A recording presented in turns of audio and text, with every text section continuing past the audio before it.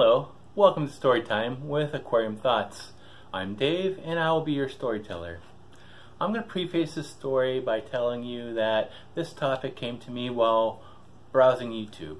I was browsing a channel called Friday Fish Facts, so I'm pretty much just going to say that they nominated me for this, even though they didn't really nominate me for this. No one did, but I'm going to say Friday Fish Facts nominated me. Please visit its channel. It's a nice channel. I like it. But anyways, basically this has to do with the worst day keeping fish, or worst day in fish keeping. I kind of forgot the title, but anyways, it's about my worst day in fish keeping. This isn't really about a day per se, although there is a day that actually started this chain of events. Happened when I went to a fish store, one close to me. I'm not going to mention the name, but anyways, I went to the fish store, I was looking at the fish, and this one fish kind of struck me, like, I like the way that fish looks.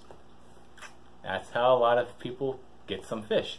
They see a fish in a fish store and they say, hey, that's a nice looking fish. So of course, if you sorry about that, but if you saw my previous video on where fish keepers fail the hobby, this is kind of tied into it, which is why I'm doing this now. But I see the fish, I go in there, I do my research. Of course, with Google, you just pull out your phone, read it. I'm reading about this dwarf chain loach. I also referenced that in the previous video. But anyways, I look at the information I could find on Google, and I'm saying, oh, it has to be kept in a group of 6, 8, not just one. Of course, these dwarf chain loaches were about $8, and I'm thinking to myself, let's see, 8 times 6, that's 48. That's quite a bit to actually be spending on a group of fish I like. So I'm like kind of just looking at them, really wanting them. So I go up to the employee working there. I believe this was the owner's son.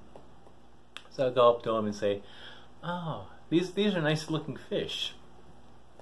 I kind of want them, but I'm not quite sure on the number. I'm reading online that, okay, it takes a group of them. What is that really accurate? Can I just get one?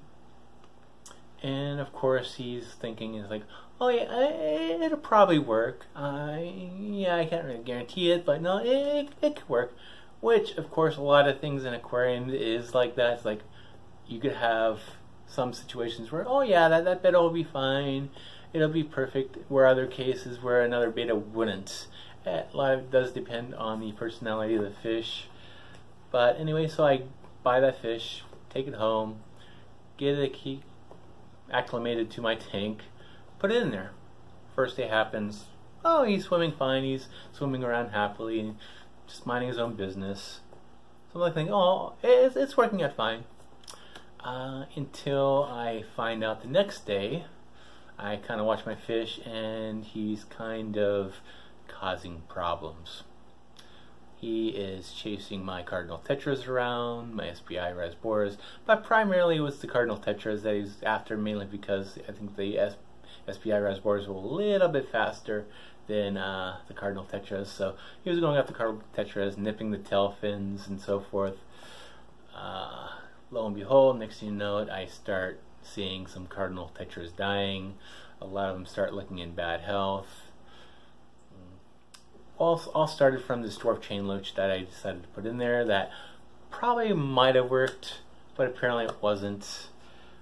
So then I fished him out of the aquarium. I was luckily able to at least bring him back to the fish store and actually at least got half credit for him.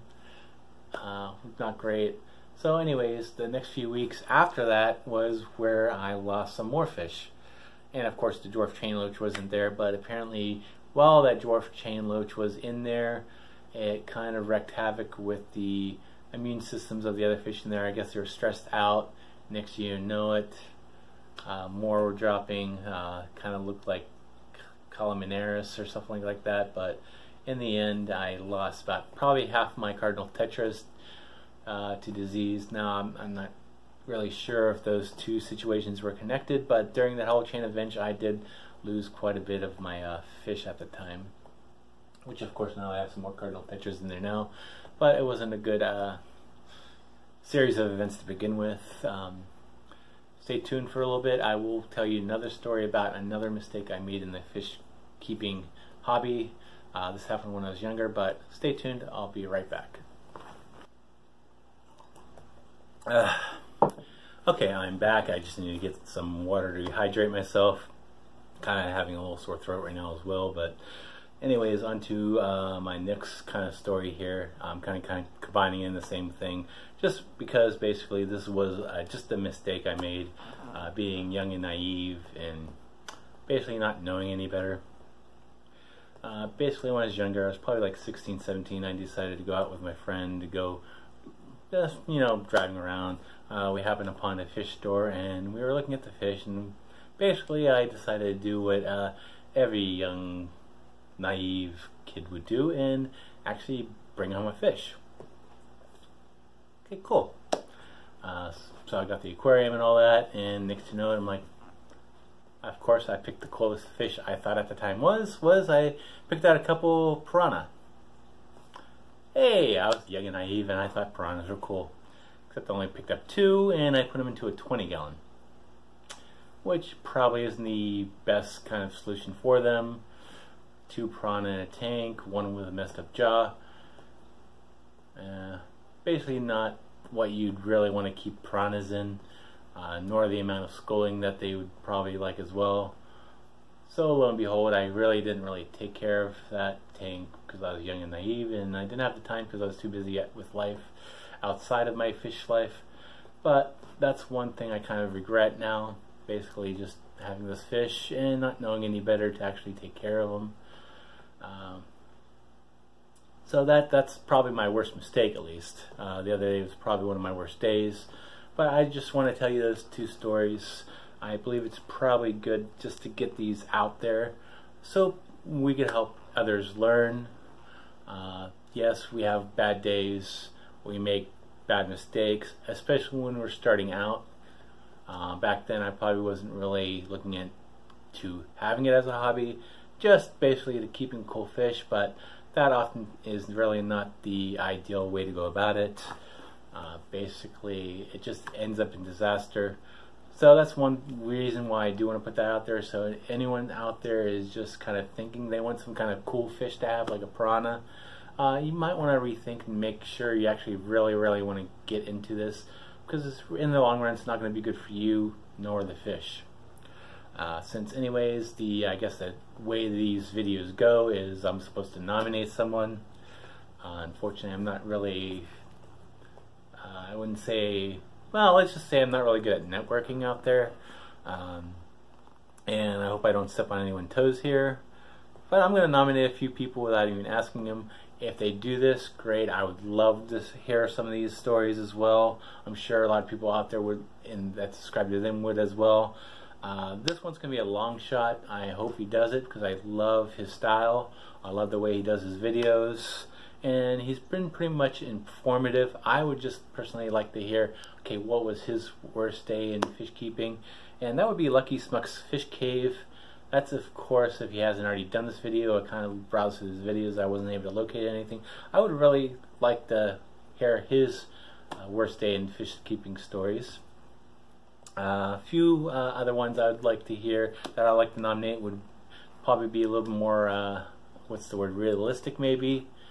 Would be Joe's Aquatics, another channel I've recently subscribed to, and also Fishman. I know with Fishman, I love his videos as well. He's more into do-it-yourself kind of variety of things, how to build stuff, basically true just DIY, not really into other things like some other YouTubers out there would do. But I find his channel very informative on how to build stuff. Now keep in mind his stuff deals with more tools, which I might have access to, but in the future I would probably like to try out a few of his ideas as well. But anyways, I would like to nominate those 3 people: Lucky Smuck's Fish Cave, Joe's Aquatics, and Fishman. I will put links down below in the description, and hopefully they see this video and get word and actually do this as well. I just think it's good to get this stuff out there because not everything out there is peachy keen. It's not all butterflies and rainbows. There's bad things as well. Sure, there's a few videos out there where people actually do show where their pets die. I know Joey of King of DIY showed his arowana, how he lost that. But anyways, thank you for watching. If you like my videos, please subscribe, hit the bell notification to get notifications when I do upload new stuff. And as always, have a good day, night, or whenever you're watching this. Thank you.